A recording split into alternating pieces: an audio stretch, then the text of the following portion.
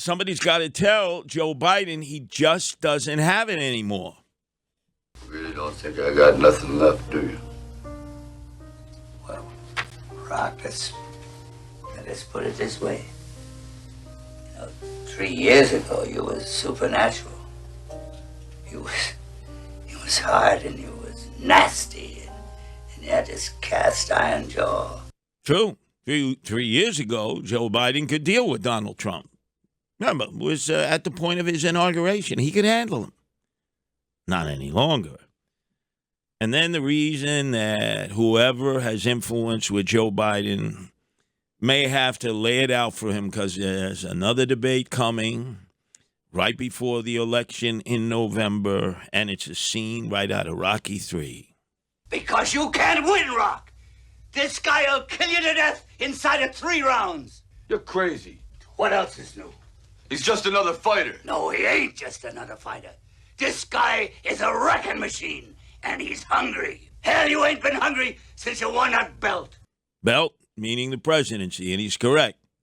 And you can see former President Trump is very hungry to get back into the White House. Very hungry.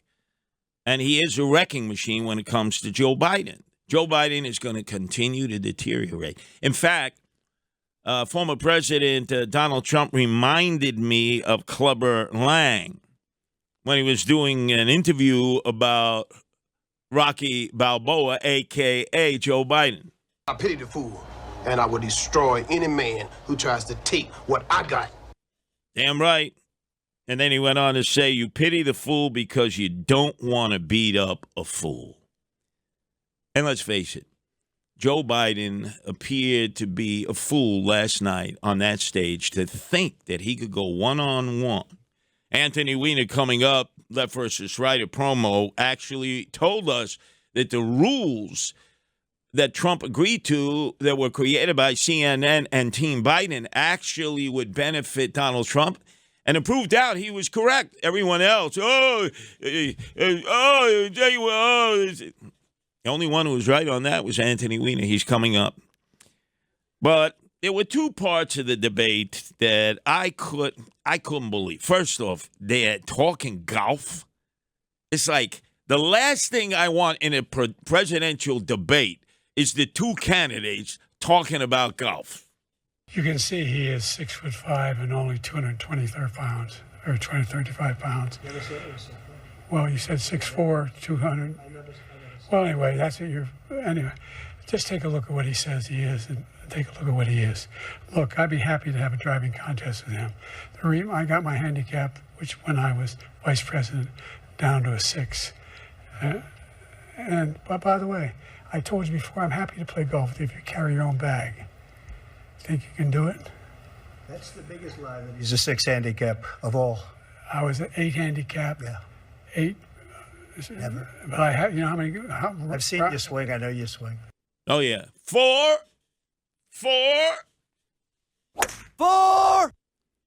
Let me hear it again. 4. So wait a second. Let me get this straight, Justin. President Biden said driving range. He didn't say 18 holes and 9 holes. He said driving range. I have a suggestion because Trump is a Queens boy, and he knows Alley Pond Park. Right across Northern Boulevard, Alley Pond Park is a driving range and a miniature golf course.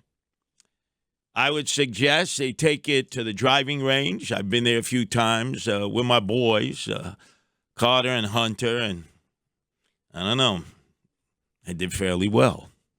That's maybe why I went back a few times. But miniature golf, they kicked my butt. Wouldn't that be great? Miniature golf outing with Joe Biden and the driving range right by Alley Pond Park and Northern Boulevard in Queens. That had no place in this debate. Last thing in the world I want to hear about, and I think everybody in America who hates golf like I do, is who's a better golfer.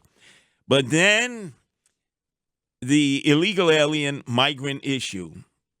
And you notice how adeptly Trump really didn't call them illegal aliens or migrants. He said those people. Those people. And I mean the migrant issue he buried. He buried Joe Biden, who was like stumbling and mumbling and lost. And then when Trump brings up, rightfully, the main headlines of late, the rape of a 15-year-old in Albany that the Albany Police Department covered up by that Turkish illegal guy who is being arraigned today. They covered it up.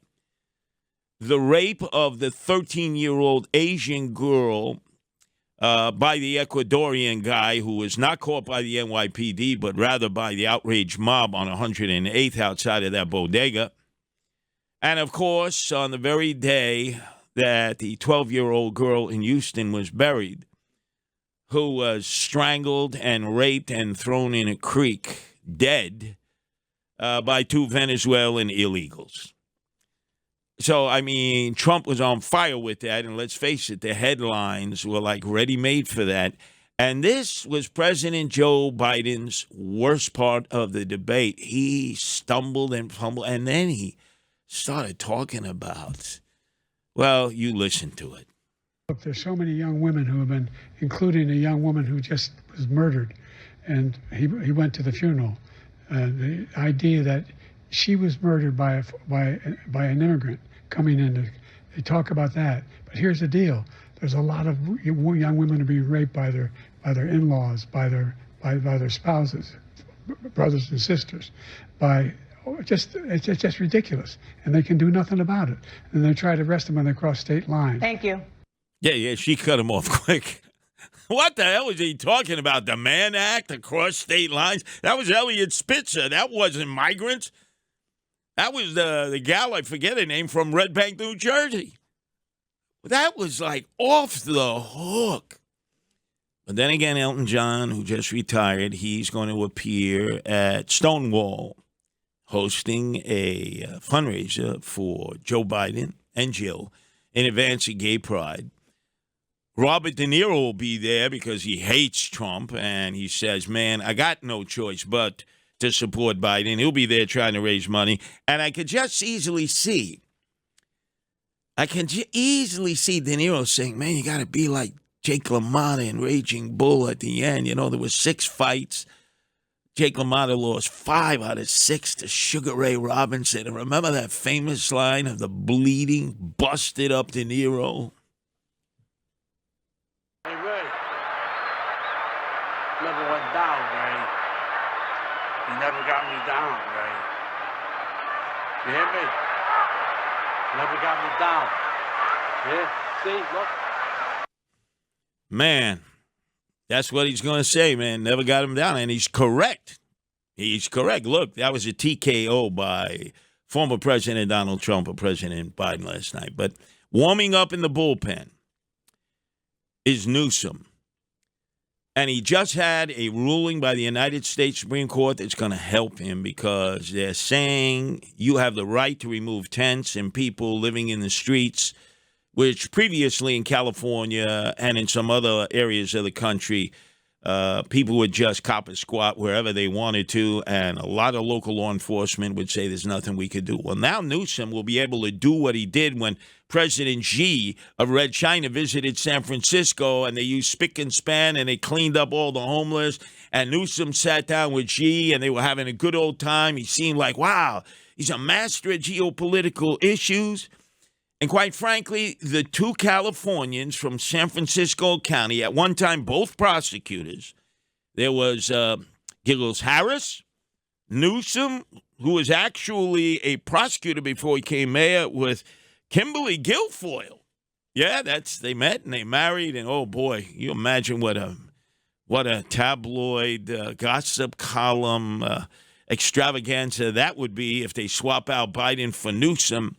And Newsom really was most supportive of Biden, not so much Harris. Listen to what Newsom said. You don't turn your back because of one performance. What kind of party does that? Right? I mean, that's what the Bidens want to hear. Harris, who was on CNN, didn't come through for the Biden. First of all, the Bidens don't like Harris. They like Newsom. He could bring in brand new money. I mean, he can attract a female vote, which Democrats need to compete and potentially beat Trump. And the abortion issue, I don't care how many of the guys talk about it. Oh, no, Trump is right. This abortion hangs over every Republican like a Damocles sword. Each state gets to determine for itself. Some of them are so Neanderthal that even though it may be Alabama or Arizona or Idaho or wherever, nobody bifurcates it. Nobody says, oh, that's Idaho, that's Alabama, that's Arizona. Nope. You're a Republican, that Damocles sword is over your head. So that's my prediction. Called in from the bullpen, Pretty Boy Newsom, who will bring a lot of new money in. He can handle Trump in a debate, and most importantly, he's going to get all that Cali new money.